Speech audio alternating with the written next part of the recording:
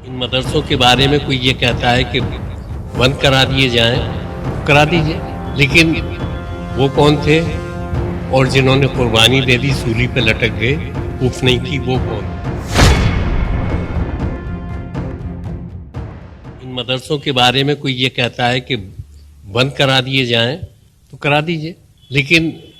आपको ये मालूम होना चाहिए कि वो लोग जो माफी मांग के निकल आए काले पानी से, अंडमान निकोबार से, वो कौन थे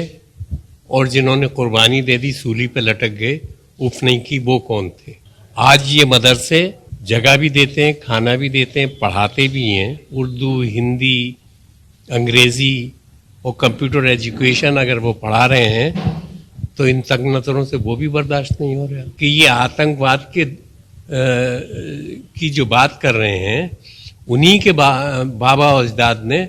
वहाँ पहली उसमें जंग आज़ादी में कुर्बानी दी, और दूसरा मूवमेंट जो अंग्रेज़ के ख़िलाफ़ यहाँ पर चला, जिसके बदले में हमें आज़ादी मिली, दूसरी जंग थी वो, उसमें क्या मोहम्मद अली, शौकत अली, मौलाना आज़ाद, डॉक्टर जाकिर हुसैन, ये सब आतंकवादी हैं, इनकी औलादे आतंकवादी हैं। शर्म आनी चाहिए।